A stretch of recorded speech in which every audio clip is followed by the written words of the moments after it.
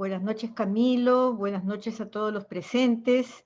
Sé que nos acompañan profesores de diversas universidades y eso a nosotros nos llena, nos complace mucho y nos alegra por la convicción que tiene el Instituto Nacional, el Instituto de Investigación Científica de compartir los avances en el conocimiento. La reunión de hoy día es sobre la poesía femenina, ¿no? Camilo es uno de nuestros investigadores más destacados en la Universidad de Lima, integra hace mucho tiempo el Instituto de Investigación Científica y es un permanente escritor en revistas diferentes, artículos, comentarios, participa en debates. Entonces, esta reflexión sobre estas dos importantes poetisas, Carmen Ollé y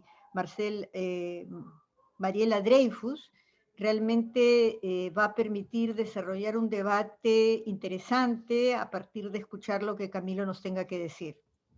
En la Universidad de Lima y en el Instituto de Investigación Científica venimos desarrollando una propuesta de investigación que busca sobre todo compartir conocimiento. Esa es una de nuestras razones de ser. El conocimiento y los hallazgos de la investigación no tienen sentido si son guardados bajo cuatro paredes. Hoy en día de lo que se trata es de compartir a través de las redes y con los colegas y con los pares, con los profesores y estudiantes de diferentes universidades privadas, públicas, estas reflexiones como las que Camilo nos va a alcanzar.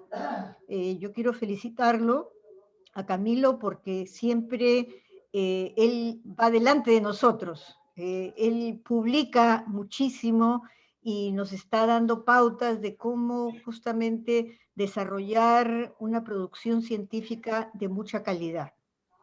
Por todos estos motivos, me permito darles la bienvenida. Es un honor que participen un número tan grande de personas el día de hoy. Y bueno, adelante Camilo, muchas gracias.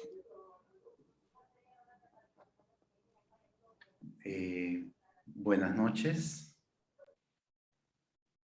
Quiero agradecer en primer lugar al Instituto de Investigación Científica de la Universidad de Lima por la organización de la charla.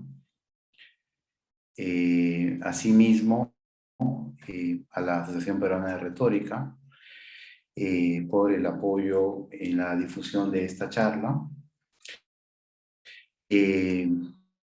También quiero dar la bienvenida al público en general y a los profesores, estudiantes, público de diferentes universidades, ¿no?, que hoy día nos acompañan. Acabamos de formar el grupo de investigación retórica, literatura y cultura y estamos trabajando ya hace algún tiempo poesía escrita por mujeres. Comenzamos con un trabajo comparativo basado en la literatura comparada, aplicando aportes de la retórica, de la teoría literaria, básicamente un análisis comparativo entre la poesía de Magda Portal y la de Blanca Varela, ¿no?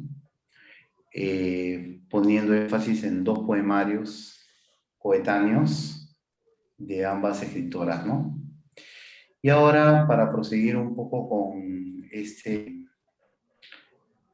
esta perspectiva, esta orientación, hemos pasado a realizar una comparación entre la poesía de Carmen Ollé, sobre todo el poemario, vale decir Noche de Adrenalina, y Mariela Dreyfus, ¿no? También el primer libro, que son dos poemarios coetáneos en realidad, ¿no?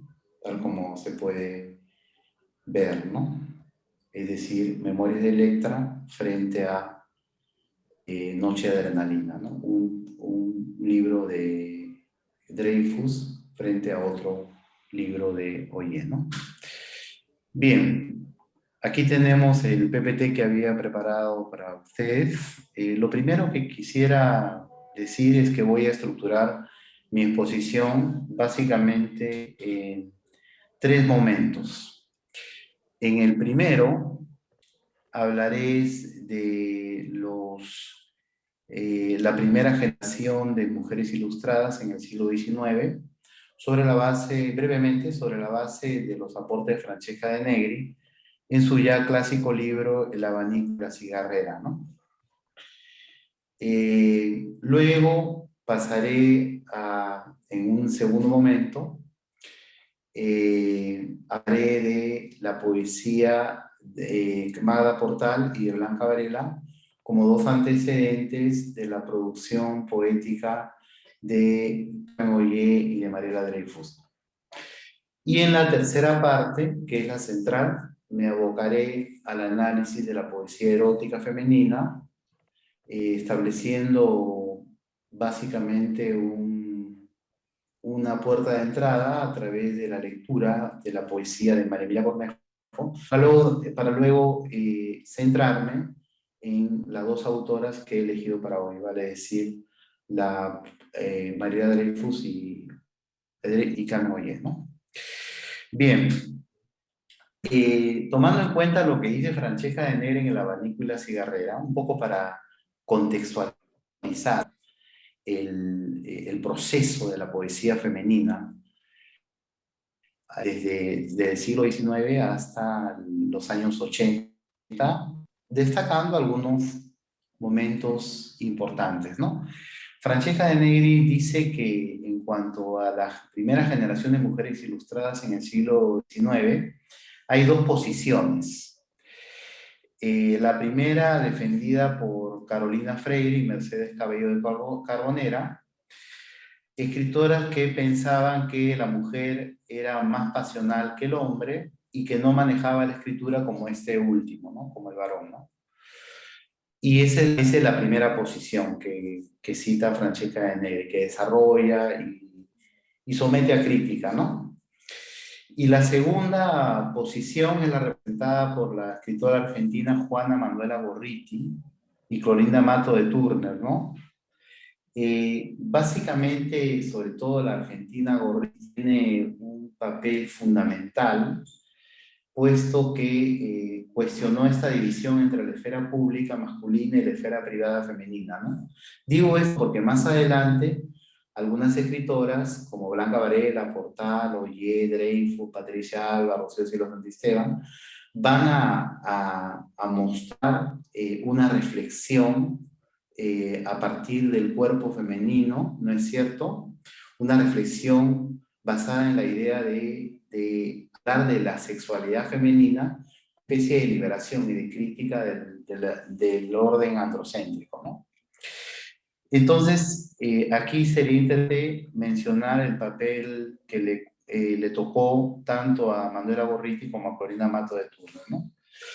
Esa es la primera aclaración que quería hacer. La segunda es en cuanto a dos autoras que son Magda Portal y Blanca Varela, ¿no? Que son dos antecedentes de Dreyfus, ¿no? Pero como no nos vamos a detener tanto en este punto, quisiera subrayar en particular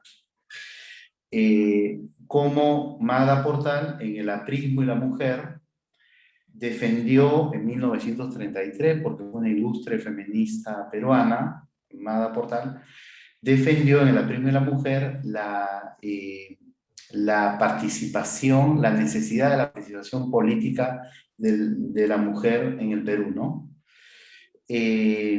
Como ustedes saben, la historia la cuenta muy bien Magda Portal en la vida que yo viví. Ella ganó los Juegos Florales en 1923, pero José Gálvez, que era amigo de Magda Portal, le dijo que tenía que renunciar al premio por ser mujer, ¿no? A pesar de haber ganado los Juegos Florales de San Marcos en 1923, ¿no? Y además Portal tiene varios libros, pero sería interesante remarcar Constancia del Ser, donde estoy dando los antecedentes para entender el fenómeno que significa el ingreso de la poesía erótica femenina. En Constancia del Ser habla de la maternidad en el poema Balada de la Mujer Pobre, y en palabras a Micaela Bastida le asigna a la mujer un papel fundamental en la transformación social y política del Perú, ¿no? Como nación, ¿no? Dando el papel que le debiera darse a Micaela Bastidas en la historia del Perú, ¿no? Y que lamentablemente ha sido silenciada, invisibilizada, etcétera, ¿no? Y la otra escritora, antes de pasar al tema central de la charla de hoy, es Blanca Varela, ¿no?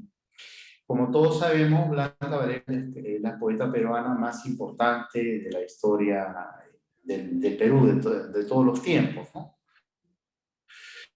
Y tiene un libro que es prácticamente notable entre tantos poemarios sobresalientes que escribió, que es Valses y otras falsas confesiones, eh, donde tiene un poema, Vals del Ángelus, que es un antecedente ilustre de toda de esta poesía femenina de carácter contestatario, ¿no?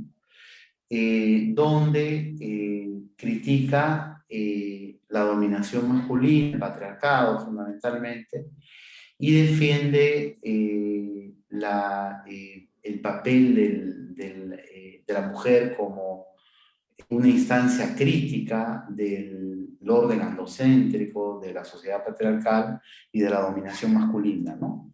En este poema, El Val del Ángelus, ve lo que has hecho de mí, la santa más pobre del museo, ¿no? Dice, ¿no? Y al final hay una recurrencia que es un antecedente de esta poesía erótica femenina, que es la idea como se ha mitificado el varón, la sociedad patriarcal, casi se le ha mitificado, ¿no? Entonces lo que procede a hacer Blanca Varela es una desmitificación de ese orden patriarcal, ¿no? En ese poema Val del Ángelus. Bien, entonces con esos antecedentes de La prima y la mujer, de Constancia del Ser, de Portal y Valses y otras falsas confesiones de Blanca Varela, podemos ingresar a lo que es la poesía erótica femenina, ¿no? Hay muchas investigaciones, hay dos investigadoras, Barrientos y Muñoz, que en un artículo muy interesante de 2014 ponen de relieve un segundo feminismo que busca la visibilidad durante el gobierno de Juan Velasco Alvarado, ¿no? O sea, hacia finales de la década del 60 e inicios de la década del 70, de 1968-75, ¿no? El antecedente indudablemente es el primer feminismo, que era la lucha de las mujeres por el sufragio, como sabemos, que apareció en la Constitución de 1933, pero que se postergó el sufragio femenino, ¿no? Que recién durante la dictadura de Odría se materializa, pero con bastantes limitaciones todavía, porque como todos sabemos, la mujer ingresa masivamente a la universidad en el siglo XX, ¿no? Mada Portal fue una alumna libre de la Universidad de San Marcos. Y aquí le toca un papel muy importante a Mariela Cornejo, ¿no? Puesto que ella plantea la idea de que el cuerpo de la mujer posee una dimensión política, ¿no? En pocas palabras, hablar del cuerpo de la mujer, hablar de la sexualidad femenina, es trazar un horizonte de liberación, ¿no? Es tejer una historia distinta de la oficial, ¿no? De la hegemónica.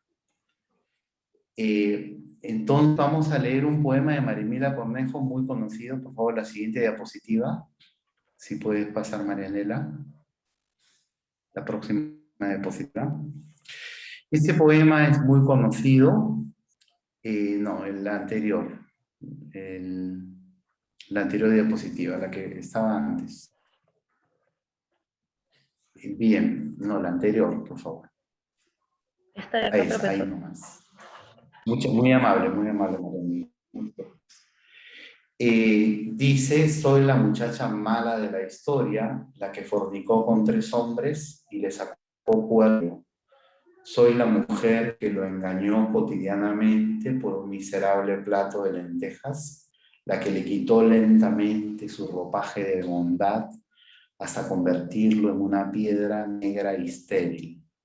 Soy la mujer que lo castró con infinitos gestos de ternura y gemidos falsos en la cama. Soy la muchacha mala de la historia.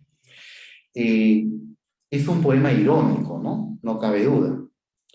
¿Por qué? Porque lo que metafóricamente la locutora personaje aquí subraya es que hay una historia oficial, ¿no? Narrada, hay una narrativa, vamos a llamarle así, ¿no? Una historia oficial contada desde la perspectiva androcéntrica, desde la dominación masculina, el patriarcado, ¿no? Y en esta historia, la mujer es vista como la mala, es decir, de la historia, ¿no? En pocas palabras, la que cometió el error, el pecado, la transgresión, como se puede observar. Entonces, lo que hace María Emilia Cornejo es enfrentarse a esa concepción oficial de la historia. Y lo hace a través de una suerte de ruptura del esquema establecido, del establishment, ¿sí? Del estado de cosas establecido, me refiero, ¿no? En tal sentido, aquí, por ejemplo, el verso soy la mujer que lo castró tiene un sentido simbólico en el poema, ¿no? Tal como se puede observar, ¿no? ¿Por qué? Porque es quitarle el poder a ciertas masculinidades impuestas en la historia oficial, podemos observar. Y además dice que lo convirtió en una piedra negra y estéril, y que lo castró, ¿no? Y al varón opositor al respeto, ¿no? Hegemónico, tal como podemos observar, ¿no? Muy bien, ahora sí quisiera hablar del tema que nos convoca. Por favor, la siguiente diapositiva. Tenemos 2 poemarios. Voy a hacer un primer abordaje por motivos de tiempo. En ambos poemarios se da el auge de la poesía coloquial, ¿no? No cabe duda que a partir de los años 60 se manifiesta en los años 70 y 80 del siglo pasado también, que es una poesía de lengua inglesa, ¿no? La que influye en la lírica peruana. Básicamente T.S. Eliot, Ezra Pound, los poetas beatnik, ¿no? Pero lo interesante es que, así como lo hizo María Emilia Cornejo, lo que hacen Ollé y Dreyfus en Memorias de Electra, en Noche Adrenalina, entre otros poemarios, nosotros nos vamos a concentrar en estos 2 libros solamente por motivo de tiempo, es visibilizar la experiencia erótica de la mujer. ¿Por qué? Porque, como dice Foucault, Foucault afirma, Michel Foucault, que no todo se puede decir, ¿no? Lo prohibido es un primer procedimiento de exclusión en la sexualidad y en la política, entre otros ámbitos, ¿no? Entonces no se puede hablar del cuerpo de la mujer, del gozo de la mujer, ¿no? Es algo que ha sido cercenado desde el punto de vista de la historia oficial, hegemónica, narrado desde una óptica patriarcal, ¿no? Lo que quieren hacer estos 2 escritores es derribar ese orden patriarcal, ¿no? Y lo hacen a través de ciertos recursos, como ahora vamos a ver, ¿no? La siguiente diapositiva, por favor.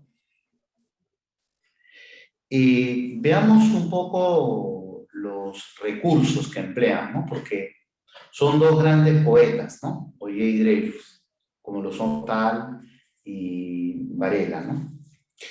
Hay un procedimiento que tiene una justificación, que no es un simple recurso de estilo, ¿no? Formal, ¿no?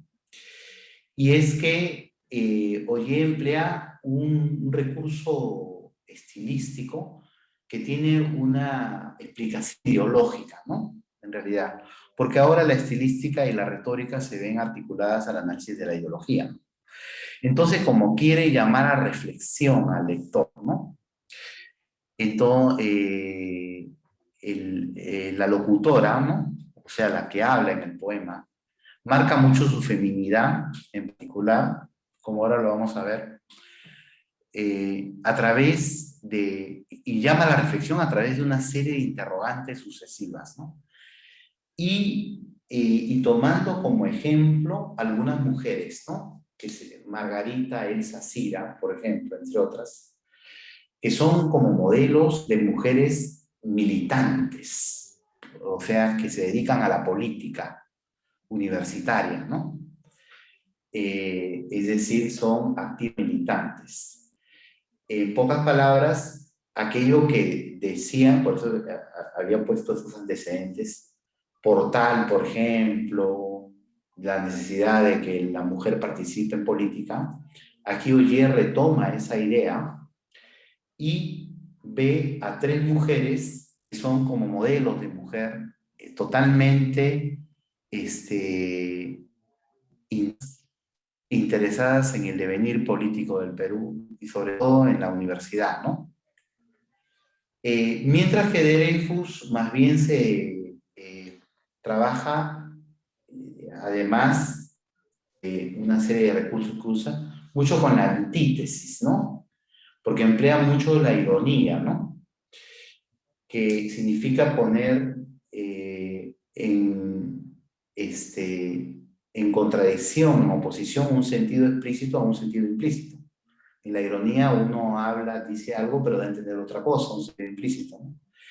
Y sucesiones causales, ¿no? Para explicarlo lo vamos a observar, ¿no? Por ejemplo, Ollé escribe, ¿por qué escribo este placer agrio al amanecer? Es una primera interrogación. Tengo 30 años, la edad del estrés. Mi vagina se llena de hongos como consecuencia del primer parto. Este verano se repleta de espaldas tostadas en el Mediterráneo. El color del mar es tan verde como mi lírica verde de bella subdesarrollada.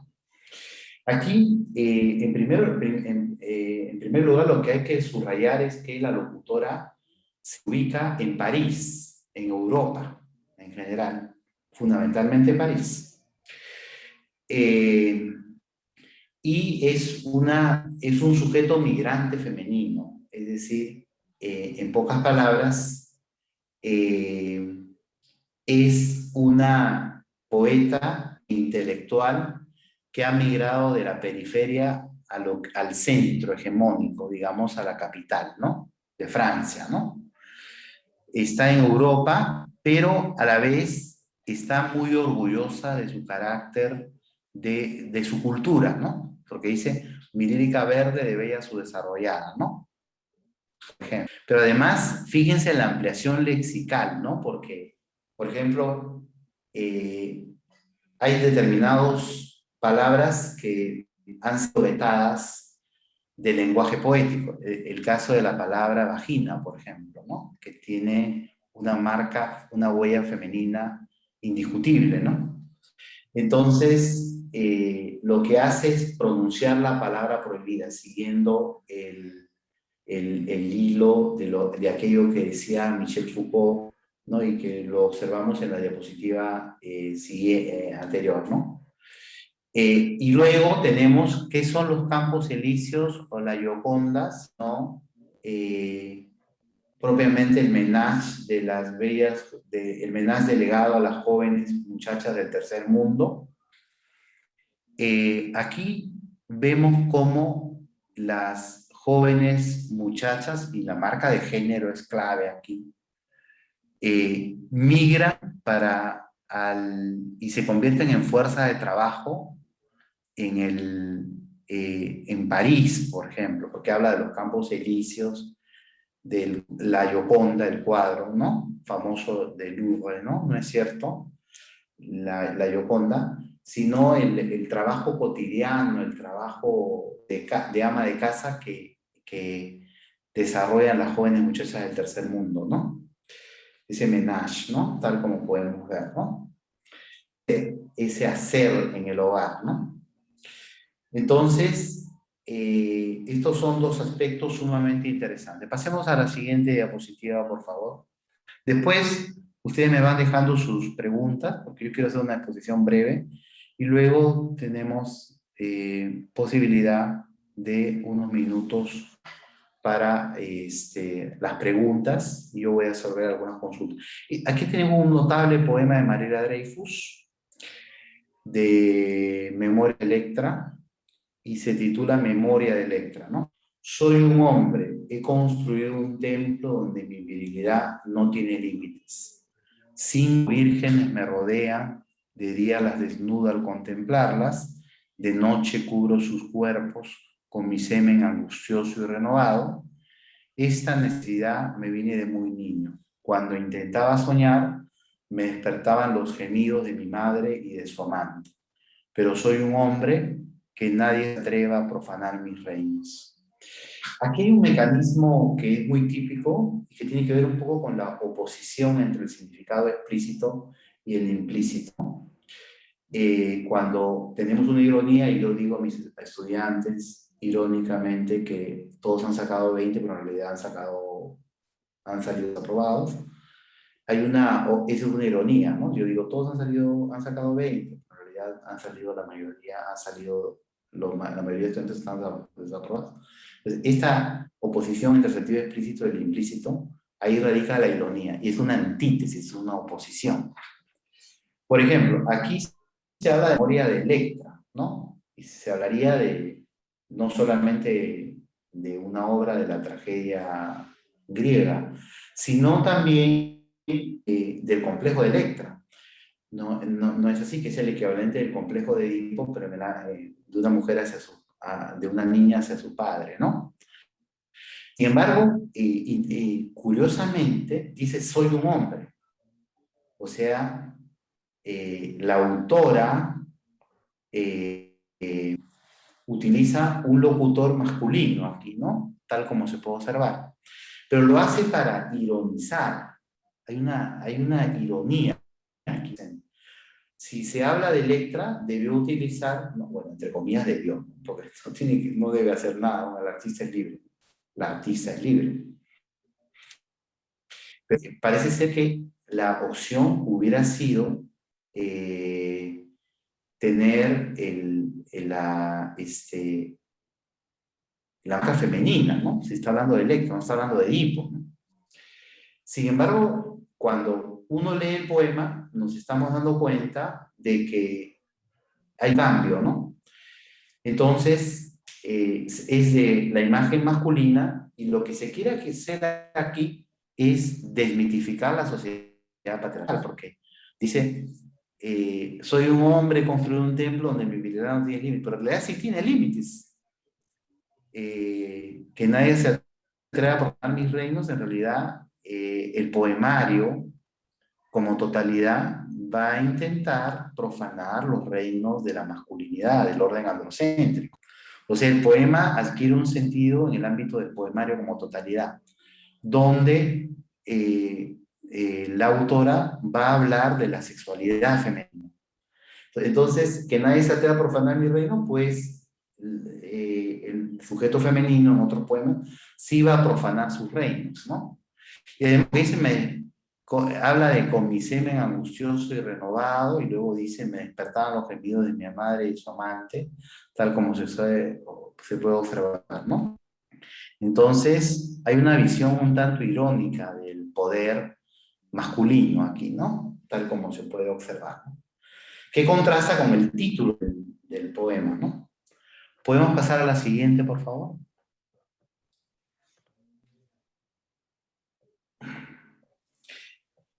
Muy bien. Yo creo que hay una ironía en cuanto a los roles de género, ¿no?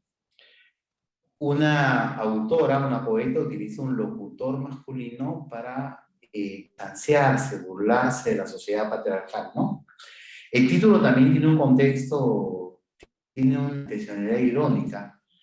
Alude al complejo de Electra, pero se centra en el personaje masculino y no en el femenino, para desmitificarlo. Además hay una simbología religiosa, ¿no? Parece retratar una masculinidad, al parecer, vaga la redundancia, omnipotente, pero tiene debilidades.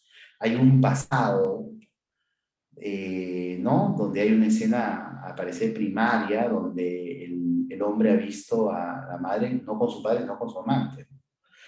Este poema, sin duda, continúa la reflexión.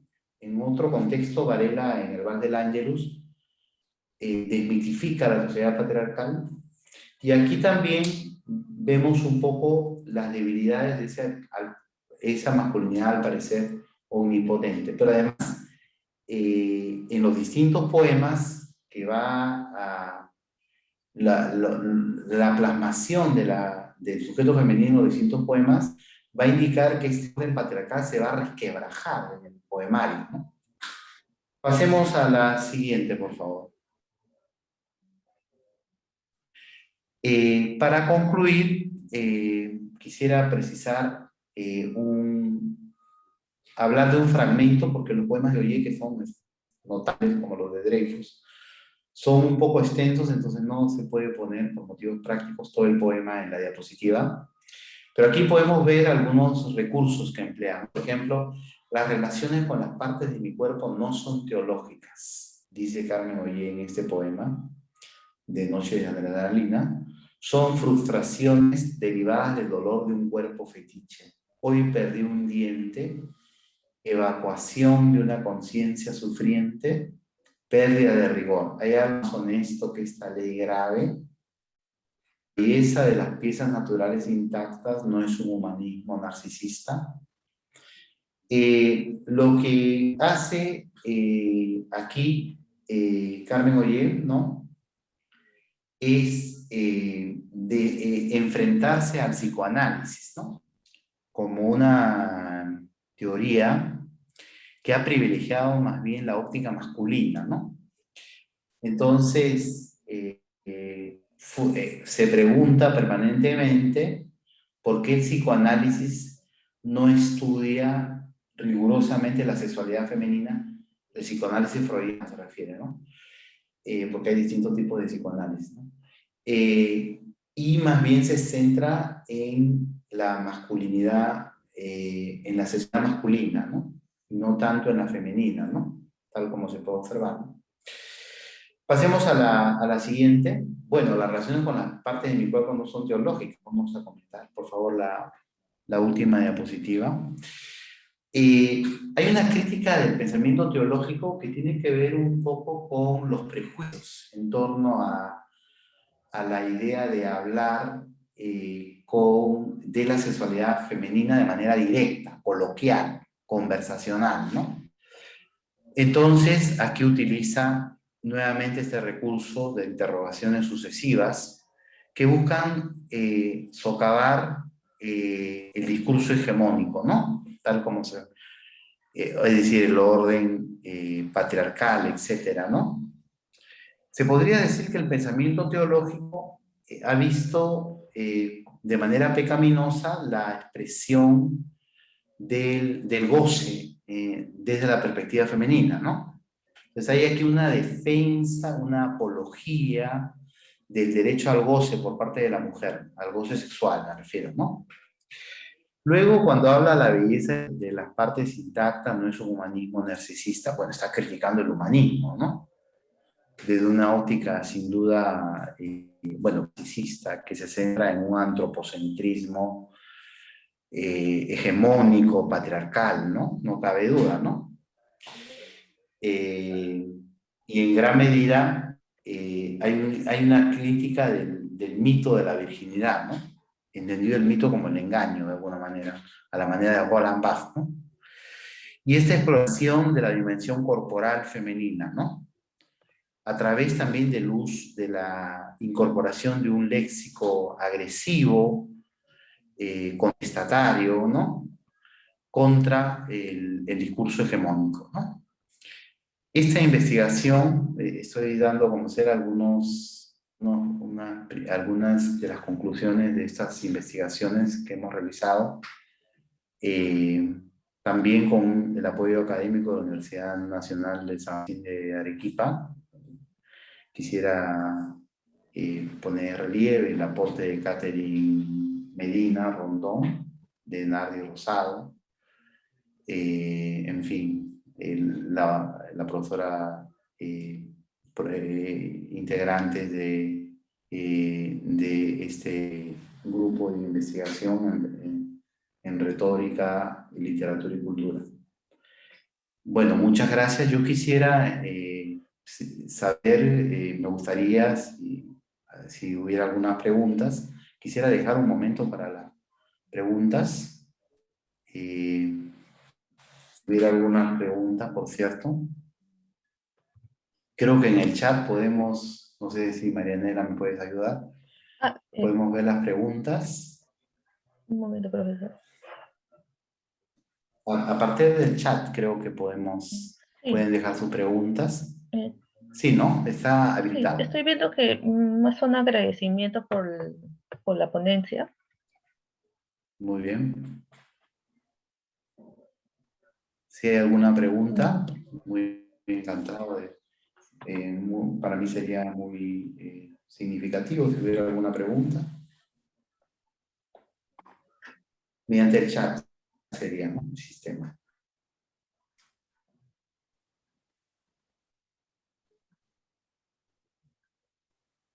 Profesor, tenemos una pregunta. Muy bien. Hay un comentario. Me resulta interesante advertir el uso constante de la antítesis por parte de Mariela Dreyfus, como es el caso del poema Post-Scriptum, en donde los últimos versos revelan una contradicción: el olor que sorprende a mi madre, 1000 veces violada y todavía virgen. Gracias por dar cuenta de este detalle que se da a lo largo del poemario en cuestión. Por otro lado, quisiera saber cuál es la relación que se da entre el cuerpo y la representación de la ciudad en ambas poetas, y de qué recursos se sirven para establecer eso. Muy interesante la pregunta. En los dos poemarios se da, pero creo de manera un poco más nítida, en Noche de Adrenalina, porque además es un poemario más extenso, ¿no? Y porque tiene el tema de la ciudad de París, ¿no? En realidad el tema de la ciudad es sumamente importante, ¿no? Porque cuando dice, por ejemplo, la locutora personaje, la lírica verde de Bella Subdesarrollada, está pensando en París, ¿no? O sea, está situada en París o en Europa, para decirlo metafóricamente. Entonces aquí básicamente lo que hay que observar es que digamos que Francia y París como ciudad que representa a Francia y representa al mundo, entre comillas, desarrollado, permitan las comillas, significa la apropiación ilícita de la fuerza de trabajo en el ámbito de citadino, ¿no? De la ciudad, ¿no? Mientras, más bien, cuando se habla de lírica verde, de Bella Subdesarrollada, y se habla del Mediterráneo también ahí, ¿no? Lo que se está poniendo de relieve es la idea de que, por ejemplo, las mujeres que han migrado, latinoamericanas que han migrado a París, a la ciudad de París, están más asociadas con la naturaleza, ¿no? Se asocia más a la naturaleza. Es algo así como que la ciudad de París explotara la naturaleza representada por la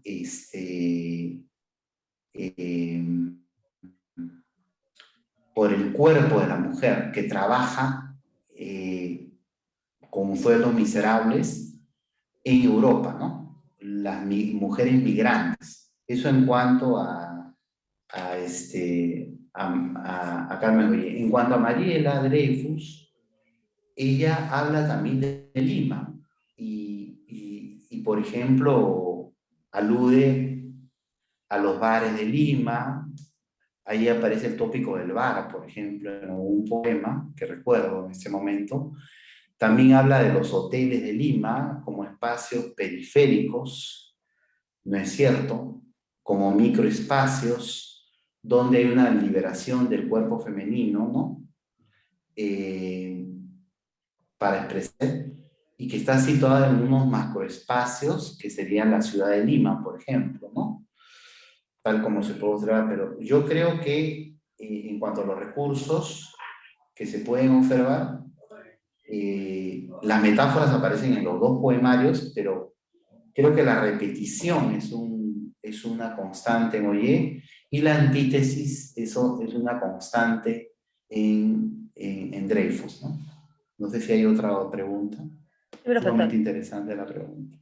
Sí, tenemos otra pregunta. ¿Qué es lo que le hizo Veamos, bajo la escoger? influencia, Acá hay otra pregunta, profesor. ¿Qué es lo que le hizo muy bien. escoger a Ollé y Dreyfus y cómo es que las dos se unen en este complejo análisis? Bien, lo que me hizo escoger, en primer lugar, que eran poemarios coetáneos de la misma época. Uno del año 81 y me parece que el otro del año 84. Si mi memoria no me infiel, son de los años 80. Claro que Ollé, que pertenece al grupo Hora Cero, en cambio, al grupo Cloaca, María Dreyfus, ¿no? Donde está José Antonio Mazzotti, Roger Santibáñez, entre otros. Y es una poeta anterior, de los años 70, Ollé, ¿no? Entonces eran básicamente, ese es un punto importante, yo creo que, porque aparecía el erotismo en ambos poemarios, ¿no? Y el tema de la ciudad, por ejemplo, ¿no? No sé si hay otra intervención. Sí, Yo no puedo ver todas porque sí, ahora creo que se hay lo digo. otra ahí que no la puedo visualizar. ¿Cómo consiguieron el derecho para que la mujer hable? Bueno, lo que pasa es que no hay que olvidar de que, por ejemplo, la mujer entra muy tardíamente a la universidad, ¿no? En Perú, ¿no? Bueno, no solamente en Perú, ¿no? Me centro en Perú.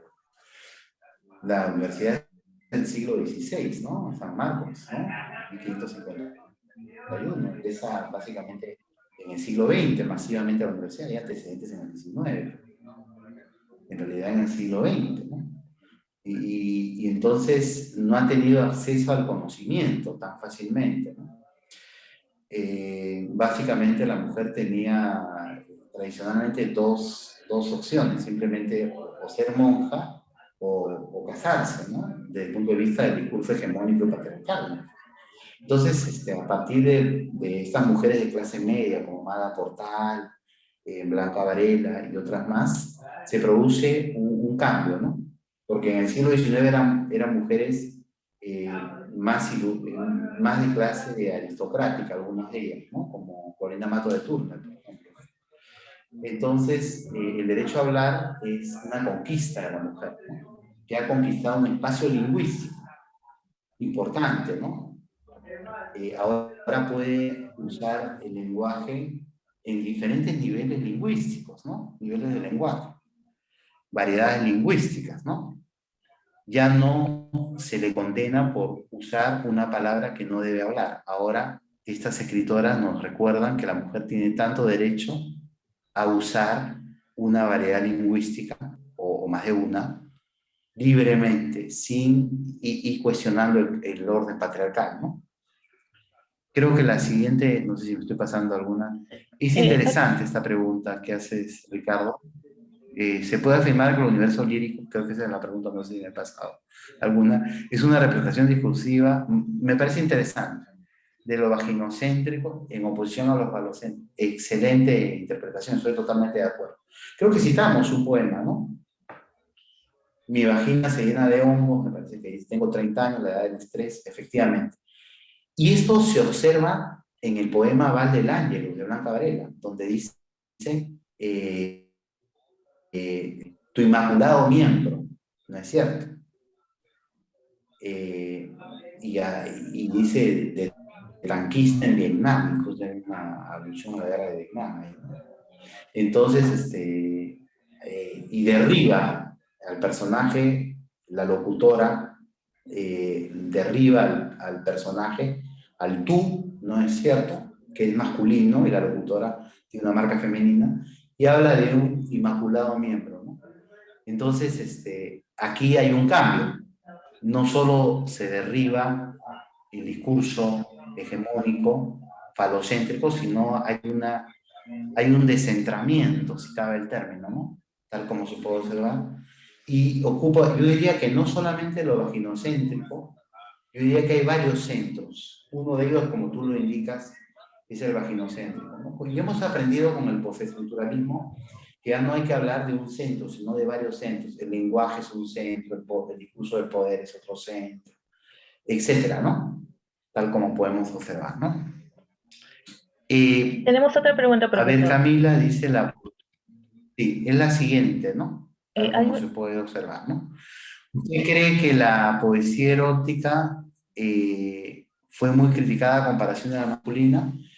Bueno, indudablemente que al principio sí, ¿no? Indudablemente. Por ejemplo, pienso en el libro Valses y otras falsas confesiones del 72. Indudablemente que en los años 70 son poemas, algunos de los años 60. Claro que en la recopilación o el poemario Valses y otras falsas confesiones es del año 72, si memoria no me es infiel. Indudablemente que no debe haber sido tan fácil, ¿no? En aquellos años, ¿no? Ahora hemos demonizado un poco más el lenguaje, falta mucho por hacer, por cierto, ¿no? Pero estamos en otro contexto, debe haber sido bastante difícil, ¿no? Para Blanca Varela e incluso para Amada Portal en el año 33, en La Primo y la Mujer, ¿no? Que fue una mujer feminista, ¿no? Indudablemente fue extremadamente difícil. Sabemos que ella, como lo cuenta en La vida que yo viví, sufrió la violencia de género muchas veces. No solo cuando le quitaron el premio a los Juegos Florales de San Marcos en 1923, ¿no? Sino su vida estuvo llena de humillaciones por su condición de mujer, ¿no? Como lo cuenta en su autobiografía Amada Portal, La vida que yo viví, ¿no? Sí, y en el caso de la femenina fue más criticada que la masculina, ¿no? Bueno, Carmen Boyer y María Dreyfus todavía siguen produciendo, ¿no? Ha salido hace algunos años Gravedad, que es la recopilación de la obra poética casi completa de María Dreyfus, porque ella sigue escribiendo. Y Carmen Ollé actualmente se está dedicando más a la narrativa, ¿no? Publicó un segundo poemario, Todo orgullo humea la noche, y después básicamente se enfocó en la narrativa, en su novelística, ¿no? Básicamente, que es sumamente importante también. No sé si hay alguna otra Sí, aquí pregunta, hay otra pregunta, duda. profesor. ¿Considera que bajo la influencia de la poesía erótica de los 80, la representación del cuerpo femenino en la poesía de mujeres más actual ha tenido una vinculación mayor con las problemáticas sociales? Por ejemplo, en Babiolada de Rocío Silva Santisteban. Sí, indudablemente.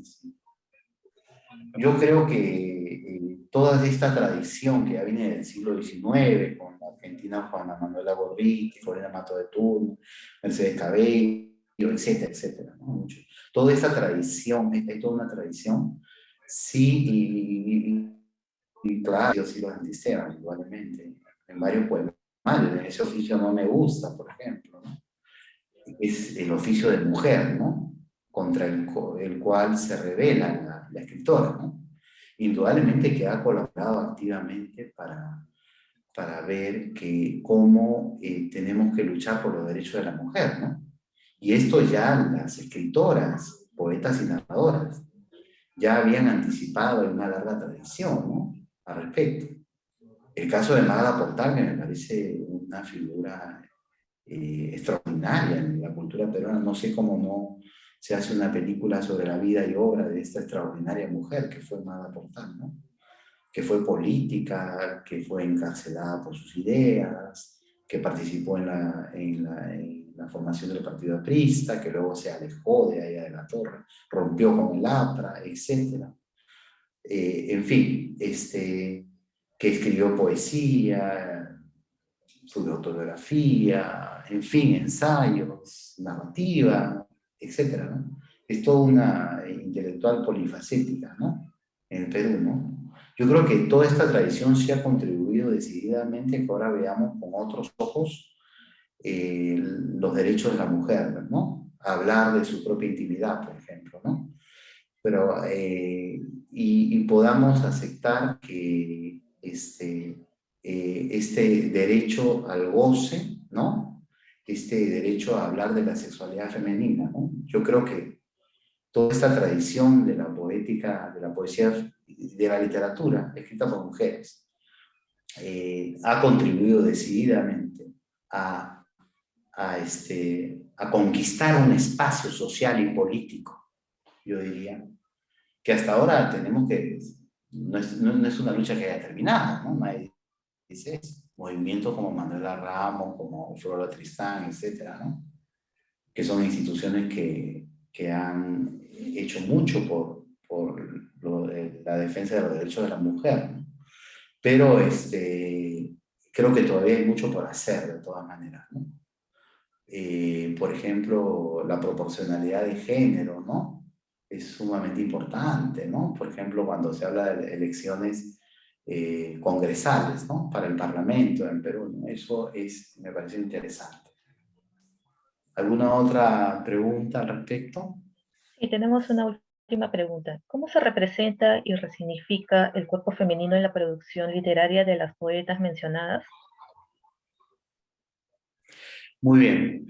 Bueno, se le representa fundamentalmente como un espacio de liberación, ¿no? O sea, hablar de las partes íntimas, habríamos hablado de vagina, etc. Sin pronunciar esa palabra, no solamente pronunciar, sino usar el lenguaje de determinada manera, con pronunciar la palabra prohibida, para decirlo en términos de fútbol. Eso significa fundamentalmente pensar que hablar de que el cuerpo femenino, hablar del cuerpo femenino desde una posición del sujeto de la enunciación, del sujeto femenino, ya significa una liberación, ¿no? Un cambio, una posibilidad de una transformación. Bueno, hay una representación del sujeto femenino en ambos poemarios, ¿no? Indudablemente, como lo he podido explicitar en los ejemplos que hemos comentado antes. No sé si hay alguna otra pregunta. No, profesor.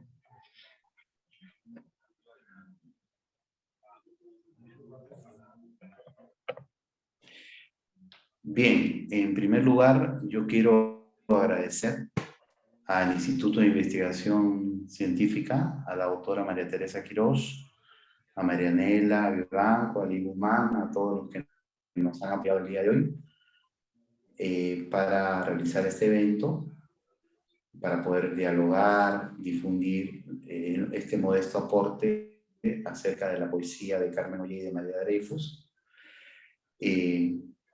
Creo que la investigación es la razón de ser de una universidad. No hay universidad real sin una buena política de investigación como lo hay en la universidad, como la hay en la Universidad de Lima, de manera que esto sea un diálogo abierto para poder volver a la obra de estas escritoras, de esta literatura escrita por mujeres, que nos abre todo un espacio para dialogar acerca de los derechos de la mujer en el Perú contemporáneo, en esta época, en este año del Bicentenario, ¿no?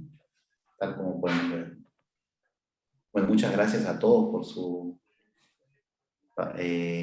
atención, por haber venido a esta modesta charla que he ofrecido.